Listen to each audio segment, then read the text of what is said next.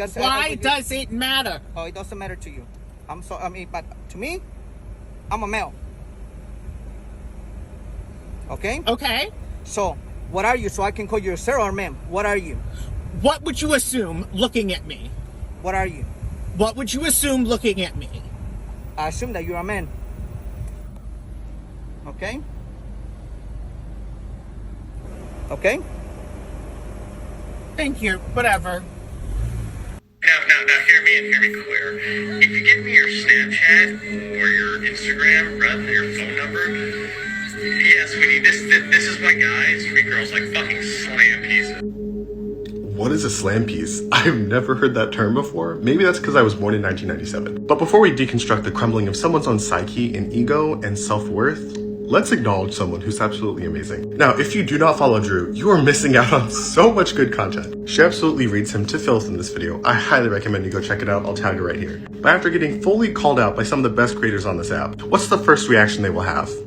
It's usually a lack of integrity and then backtracking. People are like thinking I was so fucking serious. Clearly we see through the emasculated, fully crumbling facade now that you have to be held accountable online. For the people like you that just allow misogyny to run rampant on this app, it's not gonna happen, sorry. Alright, now hear me clear. Oh, we did, and you can't take it back. Movies, television, and Republicans must have ayahuasca for breakfast because what does it take to live in this reality? This is a unique perspective for most of you, but hear me out. I'm not looking for allies. I'm looking for somewhere I belong. My friend Nat says something on here pretty frequently that makes me think. She says, men, it's not your job to protect women. It's your job to be the kind of man that women don't need protection from. And you know, as a man who regularly speaks up for women, I took that to heart. And I think you should too. Far too often when we realize that we have been a part of a system that oppresses and harms people, we channel that natural guilt and shame into fighting against that system, without ever dealing with how we feel in regards to our part in it. So to avoid dealing with the pain and the shame and the guilt, and actually learning to treasure the people that we've been a part of harming, we begin to actively fight against the system that was oppressing them, which is good. But if it's just our method of distancing ourselves from a system that we're ashamed of having been a part of, and not an actual change in our ideologies and the way that we value that community, then all we've actually done is delay real change, because performative allyship does not make room for people. So I made a video about how men, just as a general rule, should leave women alone because being approached by random men when we're just trying to live our lives makes us uncomfortable. And then I've received comments, predictably, from men saying, well then how am I supposed to meet people? You women are just too sensitive, gaslighting us, you know, so forth. First off, you don't get to tell us what makes us comfortable and uncomfortable, and you don't get to call us sensitive. Calling us sensitive when something makes us validly uncomfortable, that's called gaslighting. The fact that you want to meet somebody and form a relationship does not take precedence over another person's comfort. Since so many women have made it known that we are uncomfortable being approached, especially when we're alone, don't do it. I don't care if there's a possibility that the woman would like it. It's better to err on the side of caution and not run the risk of making somebody uncomfortable. You do not get to decide what another person considers harassment. Period. End of story. Done. No discussion, no debate. Bye-bye. I want you to take a moment and allow this to sink in, because you are not reading this incorrectly. Texas teens dressed as Ku Klux Klan members for Halloween and attacked 2 black children. They apparently attacked them with a taser. Oh, but furthermore, those same students who perpetuated these crimes were still allowed to play in Friday night's Woodsboro's Eagles football game.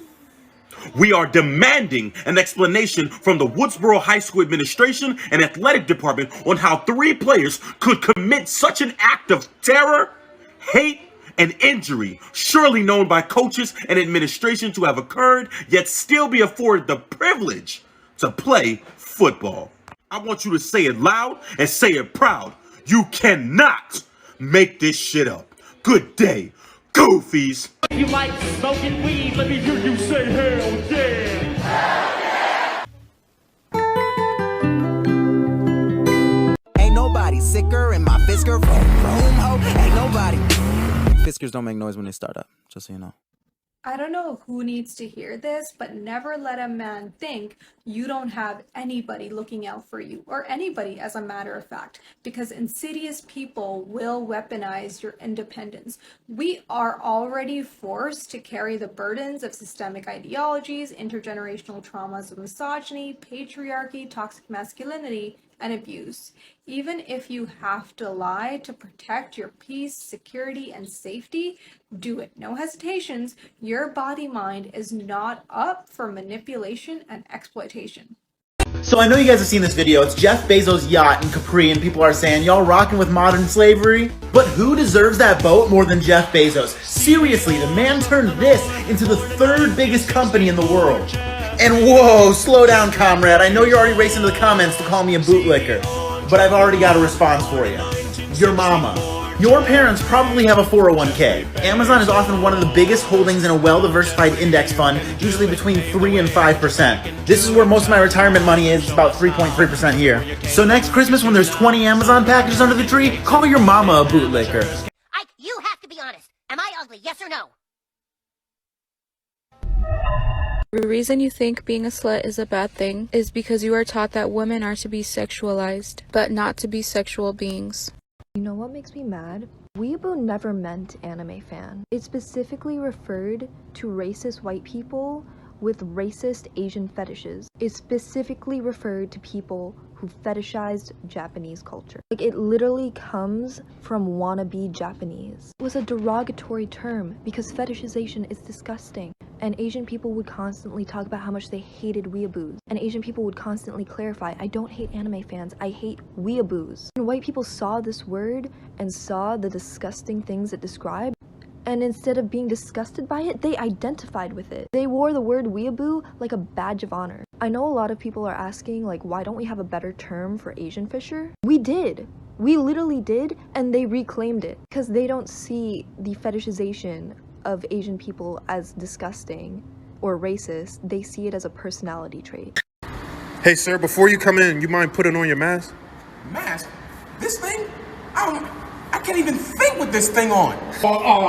Yes, so mature. You're recording me? Yeah, what are you gonna gain with that, okay? I know the manager there, okay? Okay? Yeah. Hey, sir, please put your mask on, please. Man, let me ask you something. How do you feel about being brainwashed by the government? I gotta make another one, y'all. Ada Lovelace, who was born in 1815, is considered to be the world's first computer programmer when she wrote a program for Lord Babbage's analytical machine. These women are known as the Soviet Night Witches. During World War II, they flew secret night missions to bomb Nazi military bases at night. What made this regiment so deadly is that their planes were made of wood and canvas, had an open cockpit, and weren't temperature controlled. They would turn off their engines when approaching Nazi bases and fly right over the tops of the trees to make themselves virtually invisible. And their planes flew so slowly that the Nazis couldn't stick around long enough to shoot them down. So I guess the Soviet Air Force throwing them the leanest bone they could find as far as equipment goes really helped them out. I can't remember if African women invented cesarean sections or were introduced to the concept by British men, but it didn't stop those black women from perfecting a technique white men created.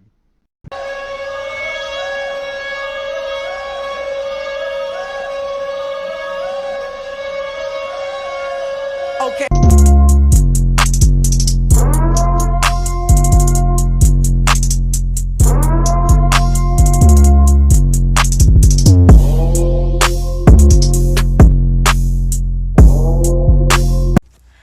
I want to talk about two great alternatives to feminism. So first up is womanism. So the term womanism was coined by the great writer Alice Walker, who dated Tracy Chapman for a little bit. So what womanism focuses on is the experiences of women of color, and it's very intersectional because it also looks at nature and spirituality. So if you're into those things, research it, look it up. The second alternative is ecofeminism, which is more of an offshoot of feminism, but it specifically looks at women and nature. It analyzes the relationship of how women have been treated in society and by men, and how animals have been treated in society and by men. And there is much overlap. It's very interesting. So if you're into that, look it up. But these are some great alternatives to just the generic general feminism. This is one thing you learned from Taylor Swift. Fans would have a ton of answers, but I'm sure the average person would probably say that Taylor Swift taught them artists don't always own their recordings. So when musical icons like Neil Young or Joni Mitchell remove their music from Spotify to make a point about Spotify's lack of action against COVID disinformation, not every band can follow suit. This was what happened to the 90s band Belly, so while they go through the complex process of removing their music, Belly told Stereogum that they chose to change their graphics. I think this is a great idea because if I'm just, listening on a playlist, I wouldn't know whether or not Belly released a statement, which they did and we'll get back to that, but I would see this icon and it would probably stop me and make me think. Maybe I would go looking for their awesome statement because they said it better than almost anybody I've seen so far. Spotify devalues creative work and underpays artists while spending millions to platform and therefore legitimize disinformation. Disinformation that may well prolong the pandemic and further hurts artists by limiting live performance options. So while Joe Rogan has free speech, so do other artists. Freedom of speech is not freedom from consequences. Belly is making sure that everyone is aware why they're doing what they're doing. It's for the public good.